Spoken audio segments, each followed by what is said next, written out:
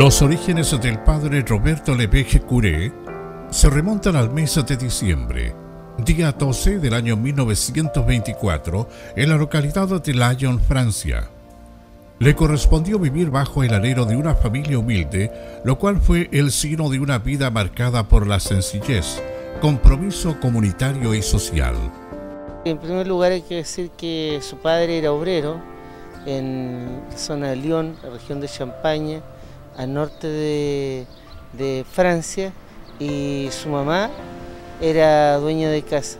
Y en estas circunstancias son ellos cuatro hermanos, dos hombres y dos mujeres, y su padre era un dirigente sindical y era contestatario de la iglesia, y veía con desconfianza que sus hijos se acercaran a los ambientes eclesiales. Y una Navidad, que debió haber sido la Navidad de 1926, él estaba en su casa y su padre lo había mandado a dormir, le había pedido ir a la misa del gallo de Navidad, del gallo nosotros, la misa de Navidad, Nochebuena, y su padre le negó el permiso. Y él lo que hizo en la noche, vino, se esperó que todos se durmieran y salió por la ventana a la misa de Navidad. Y ahí, cuando él llega en oscuridad, el papá le advierte que descubrió lo que hizo. Entonces le preguntó si él definitivamente quería ser parte de su iglesia, y él dijo que sí, quería todo darlo por Cristo. Y ahí el papá lo apoyó, por lo menos le dio el espacio para que él pudiera vivir su vida de fe. Y esos son antecedentes que él siempre cuenta, porque era en realidad una familia obrera de mucho trabajo y donde él conoció muy de cerca la pobreza. Una vida de pobreza, marcada por su compromiso con la clase obrera. Desde joven, su pasión y deseo personal lo lleva a querer adoptar el sacerdocio, pero los conflictos mundiales de la época lo encauzan a enrolarse como combatiente en una de las guerras mundiales, en donde en uno de aquellos conflictos queda herido gravemente. Hay que conectarlo con la Primera Guerra Mundial, que él tenía también, toda Europa estaba viviendo mucha hambruna, pobreza, además está la crisis económica de aquellos años. Entonces después él, ya siendo adolescente, entra al seminario de los Padres Blancos, que es una congregación de padres franceses que trabajaban como, entre comillas, legionarios o misioneros, pero a todo rigor, en África. Entonces, cuando él estaba ahí, estaba en la misión preparándose con los Padres Blancos, estando en Francia siempre, pero la congregación era para trabajar en África. Su vocación era misionera. Él es reclutado por su país para la guerra, y ahí se interrumpen los estudios de él, y él pasa a ser parte de un destacamento, de una división, que eran las personas que manejaban los tanques. Y en esas circunstancias estuvo todo lo que duró la guerra, 1936 al 41, y al terminar la guerra, ya poco antes de terminar la guerra, él fue bloqueado por los nazis y estuvo a punto de morir. Y esta es una de las historias que muchos niños seguramente cuando lo vean se van a acordar, que eran historias que él contaba en los campamentos de Los Toyos, y contaba obviamente con más lujo de detalle que los míos. Y él había aprendido alemán, siendo Francia aprendió alemán, porque decía que con el enemigo había que entenderse. Entonces él se preparó en el alemán, dijo, porque si me toca enfrentarlo, para poder comunicarme y no me mate. Y efectivamente, cuando lo hicieron bajar del tanque, el capitán nazi dio la orden de matarlo a lo lejos, y él le dice al soldado nazi que si mata a alguien, él va a matar a un sacerdote. Y fue inteligente su argumento, porque en el fondo todos entendemos que los nazis eran tremendamente rigurosos, entonces matar a un sacerdote tenía que ver con matar a un hijo de Dios, y le dice, pero tengo que disparar porque mi jefe está esperando el balazo final. Y le dispara a la pierna. Y por eso él lo acompañó hasta el día de su muerte, una flebitis, que en algunos momentos fue más intensa que otros, porque ese disparo en la pierna lo hirió. Y él salió, obviamente se fueron los nazis, después fue rescatado, y gracias a eso salvó a un pueblo en Francia que hasta el día de hoy tiene un homenaje al soldado Lévesque. Posteriormente el padre Roberto se convierte en diocesano. La llegada a Chile del padre fue en el año 1962, estrechando una cordial relación de amistad con el cardenal Raúl Silva Enríquez, quien lo envía al cordón industrial de la ciudad de Maipú, comenzando así a hacerse misionero. Fue exiliado por temas de la dictadura, retornando al país en el año 1978. Durante el año 1979 se incorpora a la diócesis de Copiapó, pero luego es trasladado a la comuna de Freirina. Ello producto de los conflictos sociales en dictadura y la persecución política hacia él por la defensa de los derechos humanos. Decía el padre Roberto, cuando una vez que queda vacante la parroquia, a través de la partida del padre Casiano Rojas, pasa un año, porque en ese intertanto llega a la parroquia un sacerdote de paso, un español, como fue el padre Pascual Costa. Estuvo un año acá desde la partida del padre Casiano, y pasado ese año toma posesión de la parroquia el padre Roberto Lévesque. Y desde eso entonces estaba Freirina, pero también hay que tener presente que por la escasez de sacerdotes, el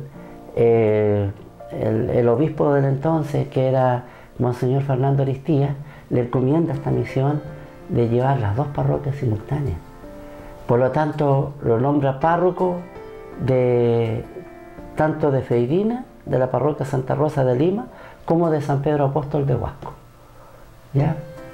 Y es así como comienza a trabajar acá también, y en ese ir y venir para atender las dos comunidades. Dentro del trabajo que realizó en las iglesias y comunidades de Freirina como Huasco, su labor eclesiástica la encauzó en la ayuda al prójimo y al trabajo social, llevando la palabra de Dios y haciendo la práctica siempre en apoyo a los más necesitados. Podemos decir también que él siempre vivió al estilo de Jesús por el tema de su sencillez al vivir, la sencillez que tuvo al enmarcar su vida en la población José Santos Osa, en una casa humilde. O sea, si podemos verla, aún persevera esa casa ya, y no se han hecho arreglos, pero él en esa humildad vivió. Y es así como mucha gente lo recuerda.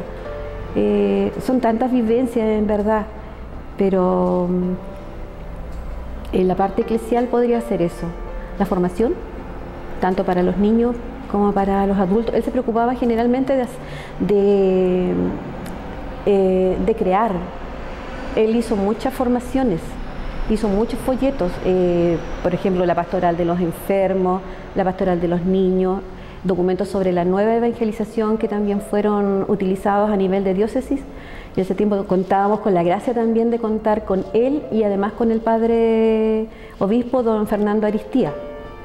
Relación que ellos también se llevaban muy bien, y por ende su trabajo era muy valorado. Y recuerdo la pastoral de los enfermos, los folletos que se armaban para el mes de María. En cuanto a la formación de una nueva catequesis, se elaboró el libro que se llamó Luis y Maritza. El primero se llamaba Luis y Maritza quieren ser amigos de Jesús. El segundo, Luis y Maritza quieren ser seguidores de Jesús. Y había una tercera etapa que quedó sin título, pero era como una recopilación de lo que era el primero y segundo libro. Ese quedó inconcluso porque lo sorprendió la muerte, un 23 de noviembre. Cuando llegué a Freirina encontraba una comunidad que no tenía la dinámica social de Copiapó, que es histórico Copiapó, su dinámica social de movimiento, de marcha, de paralización en todo momento, él sí se cautiva con la pobreza de los niños. Era una pobreza que él contaba después que le llamaba la atención la pureza al mismo tiempo. Porque claro, él tenía al chico Coyapó, que también era pobre, pero también por vivir en una ciudad hay otros problemas, hay otras complicaciones, y encontró un niño rural que tiene una inocencia, que yo mismo, bastante años después de él, estando ya en su última etapa, yo creo que la corroboré también. Y yo conozco colegas de religión que trabajan allá y dicen que aún el niño de Freirina tiene un cierto encanto del niño del mundo campesino, la ciudad tranquila. Y yo creo que eso fue una cosa que a él lo marcó, y que él cuenta que cuando vio que los niños no podían salir de vacaciones porque los padres no tenían los recursos, porque era caro, él inmediatamente vio la aldea de los niños Los Toyos. Así, fue así como que dice, yo vi todo, me dijo. Y cuando vi el lugar, dijo, yo me imaginé todo. Todo. Y es seguro porque él era un hombre muy inspirado. Y así como él se dedica al trabajo del Moani, a buscar líderes, ciertamente que, tal como he dicho, el momento político era difícil, por lo tanto también hubo muchos momentos de rechazo para Roberto. El obispado todavía hay memoria de personas que fueron a reclamar que no aceptaban al párroco. Más de alguna vez también se acuerda la gente en Huasco, que también fue sacerdote en Huasco, para una bendición de la Guacolda, que él vino y se tiró el casco blanco al suelo como un gesto profético. Imagínense ustedes lo que representa eso. Claro, podemos quedarnos en la periferia de lo divertido o lo comprometido, pero era una vivencia espiritual a fondo, porque todos podemos sentir un rechazo, pero de ahí a manifestarlo y asumir las consecuencias de eso, creo que el padre Roberto nos dio un ejemplo de que la vida del cristiano no tiene que tener miedo a las consecuencias, y eso está en el Evangelio. Él tenía dos prioridades de él, que era el Moani, el movimiento de los niños, el movimiento apostólico de los niños, y lo otro era las comunidades cristianas de base. Las comunidades cristianas de base llegamos a ser tan poderosos en el tiempo del padre Roberto acá en Huasco y Freirina, que éramos alrededor de la pura parte del Valle Sur. Así se llama en la iglesia, el Valle Sur, no se dice la provincia del Huasco. El Valle Sur éramos más en comunidad habíamos más de 1000 personas. En Huasco llegamos a tener 14 comunidades cristianas. Hoy día existe una sola, 2 existen. Y en Vallenar era fabuloso lo que había en el ambiente, porque el padre Roberto estaba muy preocupado de eso. Entonces, ¿de dónde llegaba la gente a las comunidades cristianas? Una vez que se hacían los 2 años de catequesis, él les pedía a las catequesistas y a los sacerdotes que estaban a cargo de aquella, en esa acción, que la gente se fuera a las comunidades. Hoy día no sé cómo es el sistema. Entonces ahí trabajaba él, pues, y ahí donde hacía la palabra del Evangelio, la hacía vida. Tenemos hechos concretos. Yo me acuerdo que una vez, por ejemplo, cuando se hacían las huelgas dentro en CMP, CAP hoy día, y la gente por diferentes razones no se servían el almuerzo. Y por ejemplo eran porotos, era lentejas. Entonces, como sabían que el padre estaba metido en la parte gremio, los mismos dirigentes le decían: padre, hoy día el personal no almorzó y quedó la comida quedó ahí sobrante, la van a botar. Entonces el padre la pedía y lo repartía entre los pobres. En un sector dejaba una olla grande y ahí repartíamos la comida que había desechado la gente, pero era por una protesta, no era porque la comida no estuviera mala, era por esa razón. En otra oportunidad, una acción que a mí me marcó mucho, y cuando el pueblo está unido, cambian muchas cosas. Por ejemplo, una vez lo subieron el pan y lo avisaron, hoy día avisaron que ya de mañana el pan subía. Y nos pusimos todos de acuerdo, él llevaba la batuta y nos llamó a los diferentes animadores y les dijo: mañana nadie compra pan, y ustedes compren harina y hagan el pan. Y lo hicimos. Y fue una cosa bien especial, porque la persona que nos vendía el pan se quedó con no sé cuántos kilos serían de pan. Y en la tarde volvió a nosotros mismos que le habíamos hecho, que no queríamos comprar pan, le regalaron el pan al padre, y el padre nos regaló el pan a nosotros. O sea, en el fondo no fue un regalo, fue una cosa muy cierta del padre. O sea, decía: si esto es el compartir, esta es la multiplicación de los panes, porque no teníamos nada y de repente sobró. Entonces, cosas que uno las veía, no que le contaban, eran cosas reales. Entonces uno más se iba entusiasmando con él, pues confiaba mucho en él, le creía en él. Entonces, padre, nos marcó mucho, a muchos cristianos católicos en Huasco nos marcó porque era un hombre muy claro, muy preciso.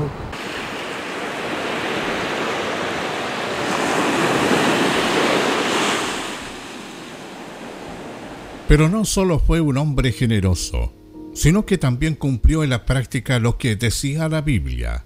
Tenía votos de pobreza, y la palabra de Dios la hacía acción. Es así como pudo cambiar el pensamiento de toda una sociedad en aquella época. Un periodo difícil de llevar por la actualidad en la forma del pensamiento. Unos creyendo que la dictadura era lo correcto y otros luchando por tener un país con más igualdad, respetando los derechos humanos hacia una sociedad más justa. Acompañándolo por un tiempo prolongado, siendo mi pastor, mi párroco, mi acompañante también en este camino del ministerio, camino al diaconado, en su formación. Yo tenía encuentros con él también para ir dialogando los temas de la contingencia, conversando desde la perspectiva pastoral, desde el Evangelio. Pero respecto a la pregunta concreta que tú me haces, Marcelo, quiero decir que muchas veces vi a personas, hermanos de la comunidad cristiana, salir de la asamblea parroquial del día domingo en el momento en que él estaba haciendo su homilía. Y uno se pregunta: ¿y por qué, si era palabra de Dios, era un comentario del Evangelio? Es que la palabra de Dios es siempre vigente, es siempre actual, y esa palabra de Dios tiene que iluminar la contingencia, lo que está sucediendo en la comunidad concreta en el minuto exacto. Y como él estaba muy pendiente de lo que está sucediendo, y esa palabra de Dios que había meditado, que había reflexionado, puesta a los pies del Señor Jesús, había descubierto el mensaje que tenía que decir o comunicar a nosotros, asamblea parroquial del día domingo. ¿Para qué? Para que esta palabra de Dios fuera calando profundo en los corazones y nos fuera convirtiendo, nos fuera sacando de la oscuridad del error, del pecado, y nos fuera haciendo cada vez más dóciles al Evangelio. Y cuando somos dóciles al Evangelio, abiertos a esta verdad, ciertamente él sabía perfectamente bien, como el mismo Jesús lo dice, la verdad los hará libres. Y esa palabra ciertamente tenía conflicto. Había situaciones de conflicto. ¿Por qué? Porque de repente queremos acomodarnos en un sector donde no haya problema, no haya dificultad. El ser humano tenemos esa tendencia a estar muy cómodo, pero el Evangelio nos desacomoda. Siempre el Evangelio nos va a desacomodar, porque el Señor nos cuestiona acontecimientos, nos cuestiona situaciones concretas de la historia, en el momento que nos toca vivir, personales y comunitarias. Y como él era fiel al Evangelio, quería que esa palabra, esa palabra de Dios que nos llega para iluminar, para salvar, para llevarnos a la verdad, ciertamente creó conflicto, como le creó conflictos también al mismo Señor Jesús. La palabra de Dios crea conflicto, porque nos mueve, porque nos saca de nuestro centro y nos lleva a mirar con la mirada del mismo Jesús para descubrir la verdad, el respeto, el amor, la solidaridad, la justicia. Él hablaba de justicia, pero era una justicia evangélica, es decir, el respeto por la persona, por el ser humano, en todos los aspectos. El anciano, el niño, el adulto, el joven, por sobre todo, todos. Y desde esa perspectiva, ciertamente su mensaje, que no era de él, era el mensaje de Jesús, era el Evangelio. Ese es el que causa dificultades, causa problemas y conmoción en la comunidad. Muchos que no quisieron escuchar este mensaje salían de la misa porque decían, no, este cura está hablando de política. Estaba hablando de la política, pero no cualquier política, de esta política con mayúscula, que es justicia, que es amor, que es solidaridad, que es fraternidad, que es respeto por el ser humano. ¿Y de dónde nace esto? Del Evangelio. De allí nace, del Evangelio. Eso era lo que el Padre Roberto predicaba en su homilía y nos quería ayudar también para que fuéramos un poquito más fieles a Jesús, ¿ya? Y eso causó conmoción, como decía, y también que lo tacharan de político. Y no de cualquier político, de rojo, le decían. El cristiano es el que tiene que llevar el estandarte más alto de cuando se trata de injusticia, cuando se trata de situaciones que no van con lo que el Señor quiere. Decía él me lo decía, nosotros los cristianos tenemos que ser voz de los que no tienen voz. ¿Por qué? Porque el mismo Jesús lo hizo y lo dijo, ¿ya? A él también le tocó enfrentar al mismo Jesús dificultades como esas que él vivió. Autoridades religiosas de su tiempo, en el tiempo de Jesús, también políticas de su tiempo, hermanos de sus mismas comunidades, seguidores suyos, lo abandonaron cuando el Señor manifestaba que había que ser más justo, había que respetar al ser humano, al hombre, en todo lo que concierne a su ámbito social, a contingente. El Señor también, muchos discípulos dejaron de seguirlo.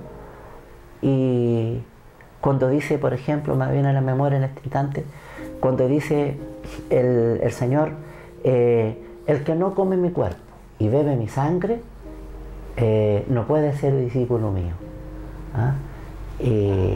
Y los que estaban con él dijeron, este lenguaje es muy duro, ¿quién lo puede resistir? Y se marcharon. Lo dejaron solo.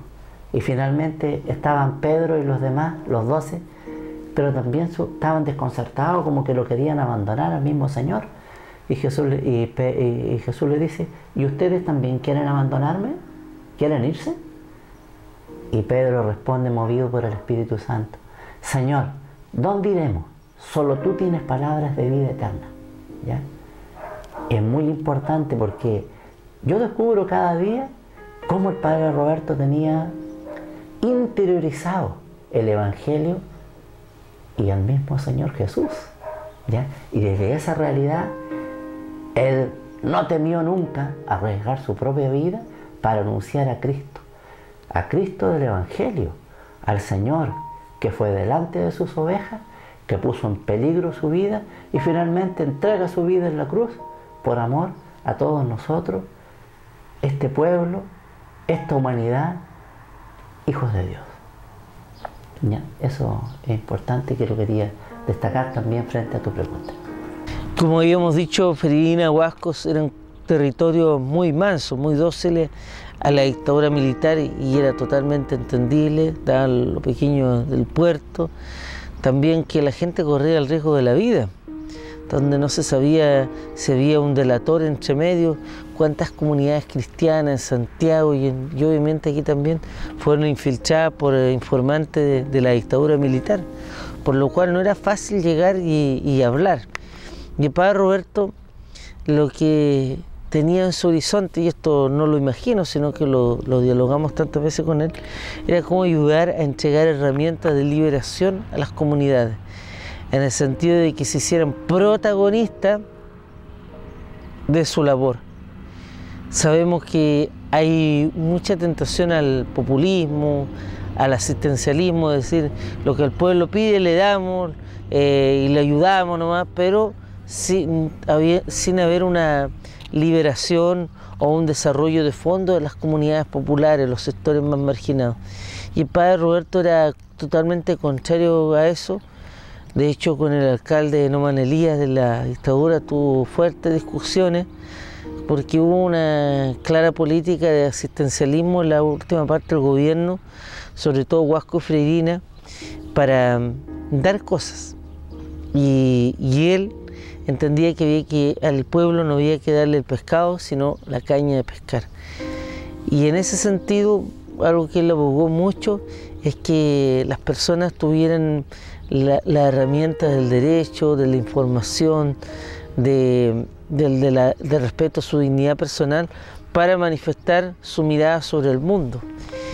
Y la prueba está que muchos de los chicos que formó en Huasco, en Freirina y también en Coyapó tomaron varios distintos caminos, en distintas posiciones políticas, pero sí había un horizonte común, el respeto a la persona humana.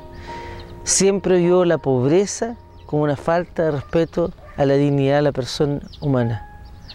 Él subrayaba mucho aquella frase de Juan Pablo II, los pobres no pueden esperar. Y eso es una frase que él buscó sensibilizar.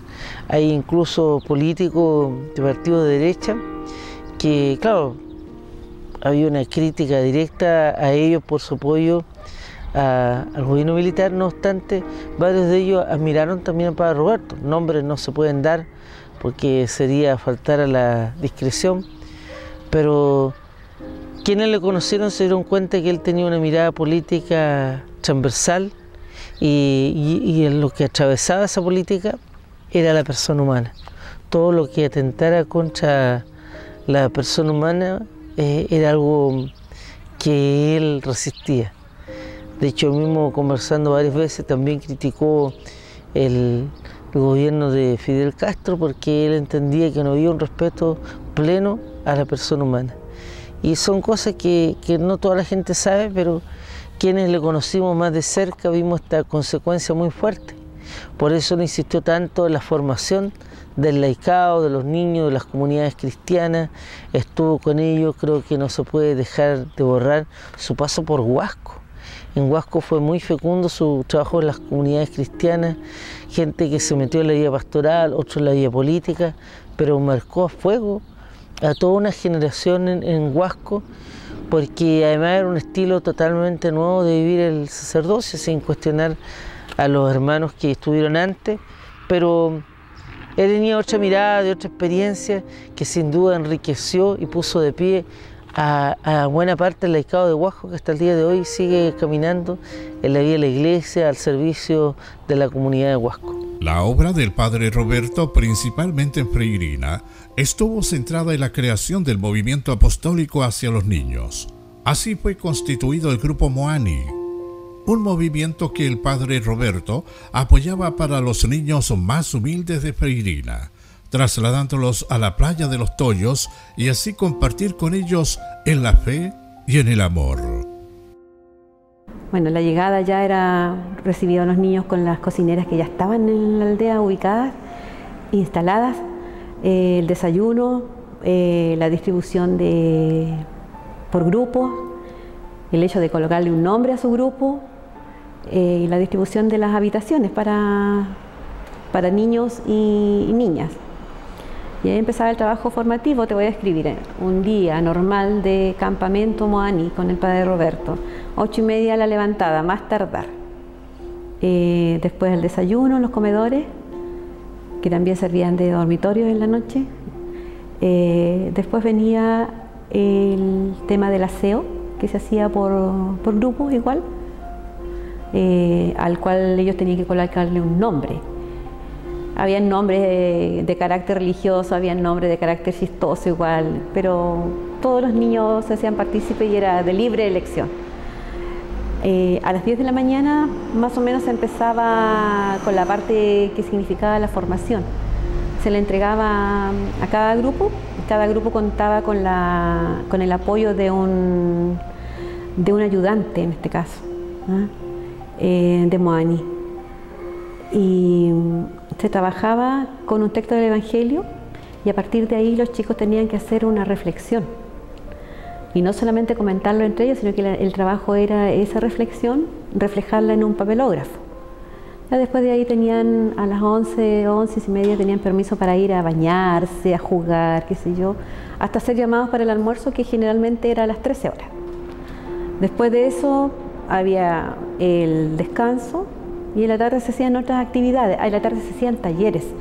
Recuerdo que yo también hice algunos talleres, con los niños buscaban conchitas, hacíamos figuras, las pintaban y se montaba una exposición para el mismo día en la noche. Y de acuerdo al texto y a la reflexión que ellos habían trabajado, tenían que hacer además un sketch, un número artístico. Así que cada grupo ahí se las ingeniaba para hacerlo lo mejor posible. Y esto se desarrollaba ya en la noche, después de la cena, después de la playa, en la tarde, de la búsqueda del tesoro que se hacían, los juegos, qué sé yo. A veces otras salidas a otras playas, Agua de Luna, Carrizal Bajo, era el premio para los niños. Se portaban bien, un viaje a Carrizal Bajo en la camioneta del padre, así por grupo. Y en la noche la típica velada. Ya se desarmaban las mesas y se ponían todas las bancas para que estuviéramos todos en conjunto y ahí se iban presentando los números artísticos. Se leían los papelógrafos y después cada grupo presentaba su número artístico. En verdad era una época muy bonita, muy lindo, los niños quedaban muy contentos y para mí fue muy gratificante porque los recuerdos que tengo, que en esos entonces los niños eran tan felices con tan poco. Te comento cuál era el premio: un chupete, 3 pastillas. Eso era lo que recibían los niños por su preparación, pero los niños se iban felices, contentos, cantaban, hacíamos oración. Ya después de travesear durante la velada, de presentar los números artísticos, qué sé yo, ya venía el momento de la oración y todos muy felices con sus chupetes, sus calugas a dormir, y el otro día seguía el mismo método. Pero a partir de ahí es lo que hay hoy en día en tantos líderes en la comuna, a partir de esa formación, de que, como comentábamos antes, que se hacía vida el Evangelio. Los Toyos, dentro de obviamente la historia del Padre Roberto, un gran lugar de formación. ¿Ya? Para mí fue una gran universidad, la aldea del niño de Los Toyos, toda vez que toda mi enseñanza retrocedo en el tiempo y llego a ese lugar donde estuvimos muchas semanas, insisto, aprendiendo mucho, ¿ya? Compartiendo entre nosotros, sacando mucha personalidad. Hoy día muchos de profesionales que hay en la comuna de Freirina, muchos dirigentes sociales que tiene la comuna de Freirina, redondeando en mi edad más o menos, todos en algún momento tuvieron un pasar por Los Toyos, aprendieron en Los Toyos. Por lo tanto, obviamente esta aldea que sacó adelante el Padre Roberto con recursos propios, con ayuda de sus familiares, de sus amigos de Francia, obviamente que hoy día están los frutos. Acá están este grupo de jóvenes que ayer, jugando por esos patios, aprendiendo en esos salones, hoy día estamos acá, pues aportando, que era un poco el sueño que tenía el Padre Roberto, que todo aquel niño que se formara en la aldea de Los Toyos, en algún momento sirviera a su país, a su comuna en este caso, y así lo estamos haciendo, y tratamos de hacerlo lo mejor posible, un poco recordando las enseñanzas que nos entregó este gran sacerdote. Enseñanzas que hasta el día de hoy siguen quedando. Esto demostrado en la comunidad. ¿Es así? Y de esta forma que la agrupación de Adulto Mayor Paz y Amor por estos días realizan un ciclo de tertulias recordando la memoria del párroco francés.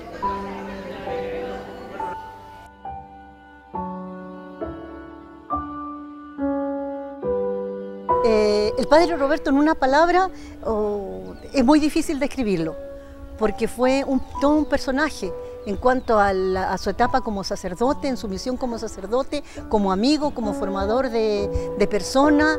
En realidad fue un ser excepcional. Es que el padre Roberto hizo muchas cosas, y entre las cosas primordiales que te puedo mencionar, por ejemplo, está el haber formado el grupo Moani, donde acogió a muchos chiquillos, muchos niños que ahora son adultos jóvenes, pero que tienen una formación sólida, una base sólida, con principios morales, con muchos recuerdos, con muchas vivencias del padre.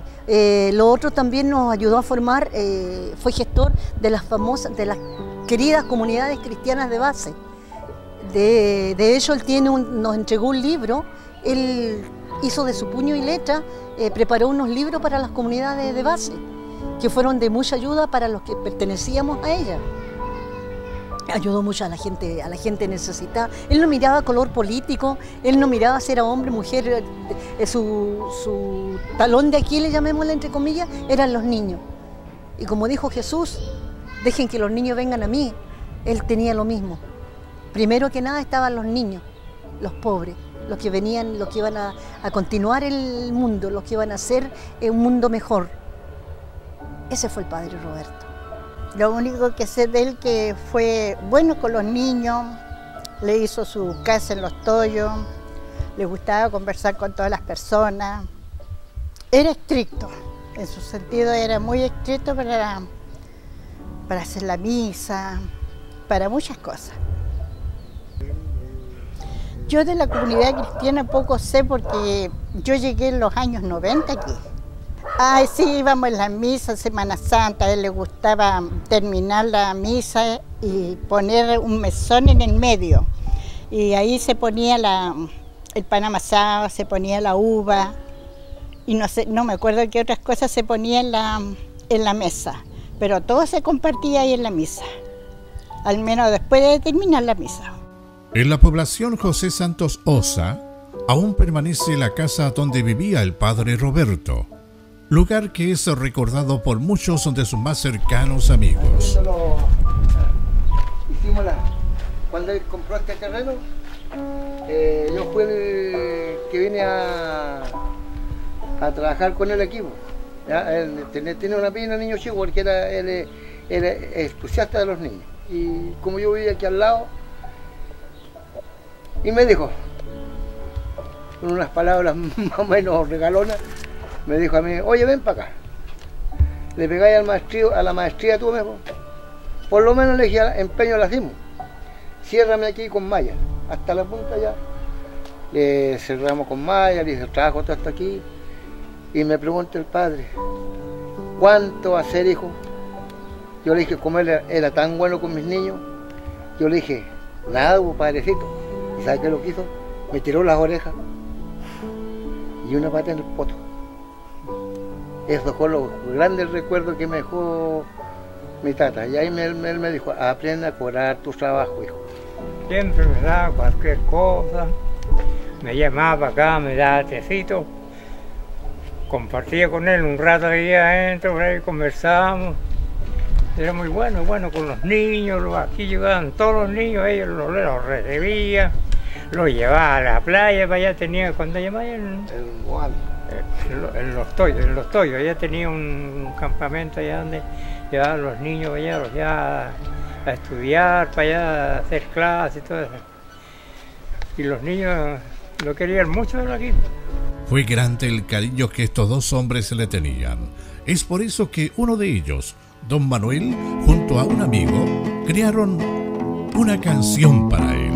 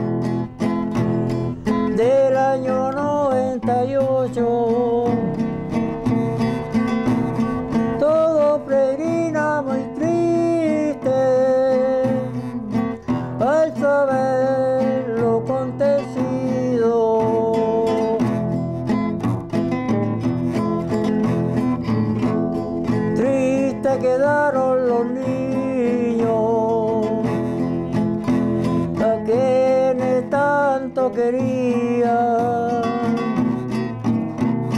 Eres enviado de Dios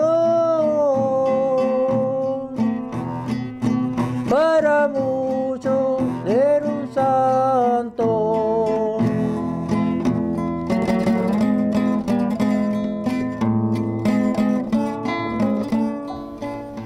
También existe en Freirina una agrupación de adulto mayor llamada Padre Roberto, cuyo origen parte cuando el párroco aún estaba en vida y cuyo nombre fue propuesto por los mismos socios. Es una agrupación que cuenta con más de 18 años de existencia y que a través de los años se fortalecen con todo tipo de proyectos para su desarrollo, además de recordar la palabra de Dios que aplicaba el padre Roberto Lebej.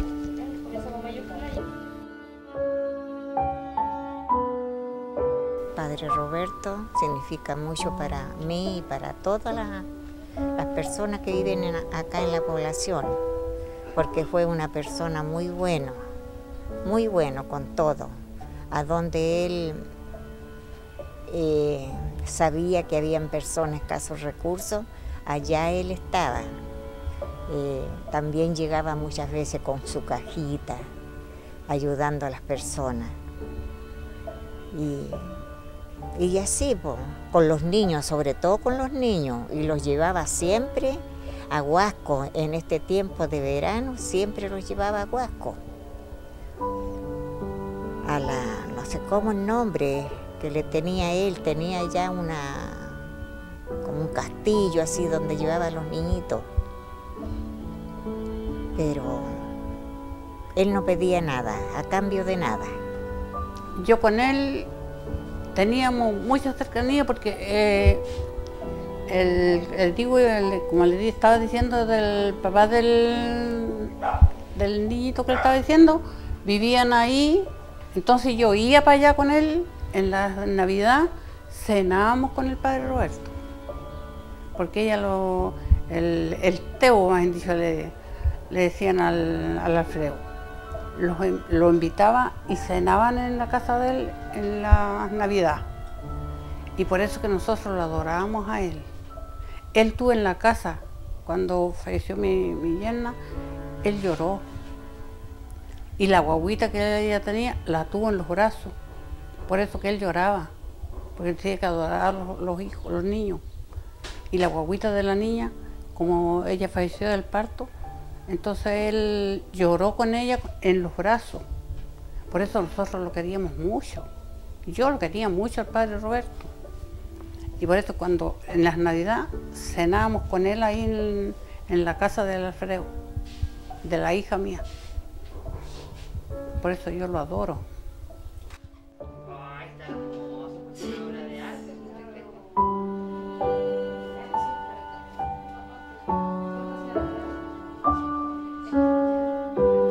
Otra de las personas que recuerda al padre y la cual está muy agradecida es la señora Nelly Orellana. Él me trae muchos recuerdos, mucho recuerdo él por mi hijo, porque él me llevó por este buen camino a mi hijo que yo nunca pensaba lo como él iba a ser, nunca. Y él me lo estudió, él me ayudó mucho. Y ese es el cariño que yo le tengo. Y yo le agradezco a él le agradezco. Por eso digo yo, tengo mucho que agradecerle a él. A él fue mi padre y el padre más querido que estuvo aquí en la población. Fueron muchos los cercanos al padre que por distintas circunstancias tuvieron un vínculo estrecho con él. Una de ellas, la locutora y directora de la radio comunitaria Profeta, que nos comenta sobre su vivencia. Cuando llegue el padre Roberto, yo, María Dolarea, participo por primera vez, después de mucho tiempo, en la parroquia. Siento ese llamado de participar en la parroquia, en comunidades, como agente pastoral, y es allí donde conozco al padre Roberto. Es allí donde me involucro más a través de la pastoral con el padre Roberto. Es la primera impresión que él me da, es de confianza, de cercanía, un pastor muy cercano, jovial y de mucha energía. Un hombre enamorado, como siempre lo comentábamos, enamorado del Evangelio. Y él trataba que nosotros también pudiésemos ir, que siguiéramos también como él, la palabra que fuera importante en el día a día, así como él lo hacía cada día. Cuando él se levantaba, dedicaba horas a la oración y él nos instaba a que fuéramos hombres y mujeres de oración. Esa es la primera impresión que yo me llevé del padre Roberto, es cuando él me invita a ser parte de esta parroquia, Santa Rosa de Lima. Bueno, esa casa es el símbolo de lo que vivió el padre Roberto, porque él quiso vivir en medio de esta población, cuando esta población hoy no estaba como hoy día. En esos años la población recién, la gente tenía sus casitas, mucha gente que llegó por ejemplo, del Morado. Él no quiso vivir en una casa, por ejemplo, que podía haber vivido en el centro. Él quiso estar en medio de los pobres y por esa razón él eligió vivir acá en la población José Santos Boza, junto a la gente trabajadora, a la gente minera. Viendo la multitud, subió al monte, y sentándose vinieron a él sus discípulos diciendo: Bienaventurados los pobres en espíritu, porque de ellos es el reino de los cielos. Bienaventurados los que lloran, porque ellos recibirán consolación. Bienaventurados los de limpio corazón, porque ellos verán a Dios. Gozaos y alegraos, porque vuestro galardón es grande en los cielos, porque así persiguieron a los profetas que fueron antes de vosotros. San Mateo capítulo 5. El día 23 de noviembre del año 1998, el padre Roberto fallece en su modesto hogar, dejando consigo un legado del amor y de enseñanza. Íbamos a celebrar la misa en Huasco. Yo había tenido un paseo con las comunidades de Carrizal, paseo que él no quiso ir porque dijo que se sentía cansado y me dijo que fuera yo nomás. Después, en la tarde, dijo él, yo haré la misa y yo llegué para acompañarlo. Dije, no, yo quiero hacer la misa con usted, padre. Y me dijo, no, dijo que hazla tú nomás, dijo yo. Y ahí afuera de la iglesia de Huasco, el 22 de noviembre, 10 para las 8, porque la misa ya era a las 20 horas en esa época, él me pasa el alba y la estola. Todavía me acuerdo como si fuera ayer, todo un signo profético, porque ni él ni yo sabíamos que estaba a pocas horas de partir. Y me pasa el alba y la estola y me dice, tú celebra la misa, yo estoy muy cansado. Y nos despedimos y se fue él. Al otro día habíamos quedado de almorzar en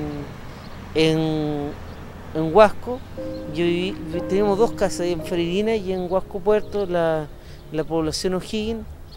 Y cuando era la 1 de la tarde, no llegaba, cosa bien rara porque él era bien puntual, 1:30 todavía no llegaba, y eso de 1/4 para las 2, 13:45, va a verme Sara Bustamante, que era la secretaria del padre en Huasco, y me dice que andan buscando al padre Roberto.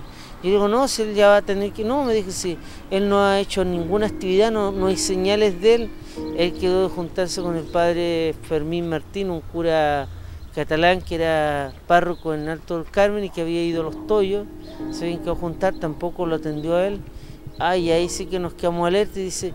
Y Alfredo Álvarez entró a su casa y encontró que la casa no estaba él, y que estaba solamente la camioneta. Entonces ya las cosas se complicaron. Yo la verdad las cosas que pensé mucho. E incluso pensé que podía haber sido una venganza de gente que tenía rencor por su lucha a los derechos humanos, que fue tan marcante en Coyapó y en Freirina, de tal manera que no no me calzaba por qué, y que estaba desaparecido en su casa, estando la camioneta. Uno sabía que tenía la flebita y que la camioneta era su herramienta de trabajo. Y me dicen, no vaya a la casa porque no hay nada, y así está desaparecido. Y habían entrado por detrás de su casa. Y ahí yo dije, no, ha sido una emoción del espíritu. Me fui a su casa nuevamente, a Quebradita 22, ahora tiene un nuevo número.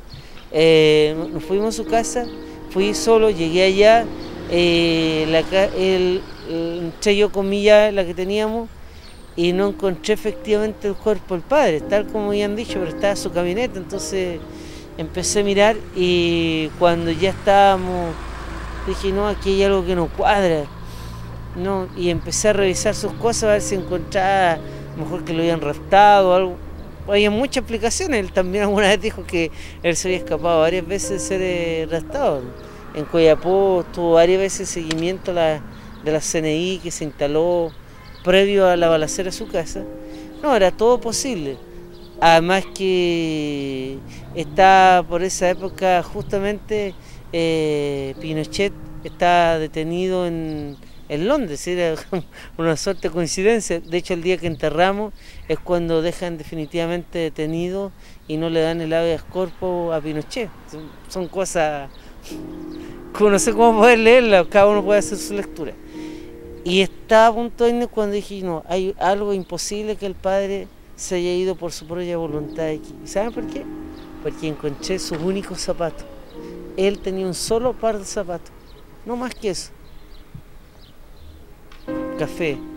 Dije, eso a mí me hizo sentir, y su casa, una casa de chorguán, humilde, de madera, miro hacia el rincón y pienso que ahí estaba. Me preparé porque antes de verlo pensé que él estaba muerto y que tenía que prepararme para ese momento. Recé en esos segundos y corro a la cama y veo sus pies, efectivamente tal como he pensado. Claro, antes habían entrado, pero él al parecer trató de, por el mismo ataque, según lo que consigna el médico, trató de hacerse una defensa hacia el corazón. Y ahí estaba su cuerpo en el piso de madera. De hecho él cayó y se pegó con un clavo acá en la frente y había una mancha de sangre que limpiamos. En ese momento llamé al padre Manuel Roig, que era el sacerdote que hacía de vicario o representante del obispo, y ahí en ese momento le rezamos por su cuerpo. Yo avisé al obispado de lo que había sucedido, cuáles serían las causas de su muerte. Él usaba las pastillas para la presión y el azúcar, y ese día a la noche hubo un corte de luz en Santo Osa que le impidió al parecer tomar su pastilla de siempre que él tenía. Entonces ese había sido el motivo en parte que agudizó su muerte, pero hay que decir ya que el día anterior no se sentía bien y no quiso celebrar la misa, y ahí la previa a la escalera de San Pedro me pasa su alba y su estola, y yo me revestí con su alba y su estola, como un signo casi profético de lo que venía después. Bueno, un día de verdad que a pesar de que fue hace bastante tiempo, todavía lo recuerdo con harta tristeza. Fue quizás uno de los golpes que me ha tocado tener más cercano, ¿ya? Más fuerte el golpe de la muerte, toda vez que fui una de las personas que compartió físicamente con él el día anterior. Por lo tanto, me costó entender que él había fallecido. La muerte de él me la informaron en mi calidad de estudiante del liceo de la comuna. De verdad me costó mucho entender el porqué de esta muerte tan inesperada. Siempre pensamos en algún momento con mi familia, con los cercanos que tenía el padre Roberto, que él iba a fallecer en algún momento, obviamente, por su avanzada edad. Sin embargo, de la forma en que sucedió, la verdad es que nos llamó mucho la atención, causó mucha tristeza, pero además también fue una tremenda instancia para contar lo que había significado el paso del padre Roberto, el hecho que él esté sepultado en el cementerio de Freirina también ayuda mucho también a explicarle a las futuras generaciones lo que significó el paso de este gran hombre por la comuna. Así que de alguna u otra forma, claro, 18 años de su muerte, pero lo que me llama mucho la atención que la gente todavía lo sigue recordando con mucho cariño. No hay casa de Freirina donde no haya una foto del padre Roberto. La gente joven se recuerda muy bien de él, te insisto, a pesar de que en algún momento se le trató de cuestionar mucho. Creo que hoy día la historia le da la razón en todo lo que él trató de hacer en algún momento. Él decía siempre que la gente tenía que denunciar las injusticias, y creo sobre lo último que ha estado sucediendo en Freirina, ya el hecho de que la comunidad hoy día está más organizada, está más exigente hoy día, también se debe a ese trabajo que él hizo de joyería, el hecho de haber formado a estos niños que hoy día son los jóvenes. Te insisto, muchos dirigentes sociales tuvieron cercanía con el padre Roberto, lo escucharon también, por lo tanto hoy día se está cosechando, ¿ya? Hoy día se están sacando los frutos de esta enseñanza que él entregó en algún momento. Don Fernando Aristía, sabiendo de la cercanía que tenía con el padre Roberto, me pidió hacerle una despedida en la iglesia, ¿ya? Hablar.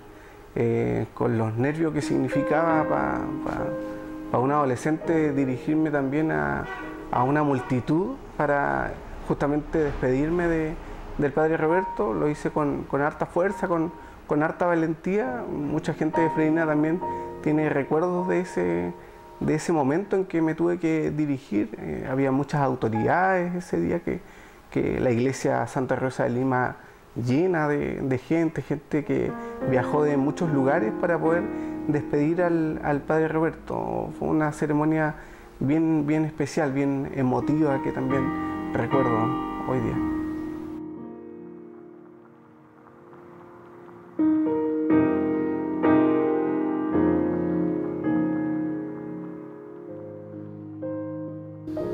Cada año se recuerda su muerte. Se tiene muy viva la presencia del padre Roberto. La celebración de la Pascua en el cementerio de la ciudad es un día donde los niños practican algunos juegos tradicionales, ya que el padre en vida le gustaba realizar este tipo de actividades. Posteriormente se lleva a cabo una misa en su honor en el salón parroquial de la iglesia Santa Rosa.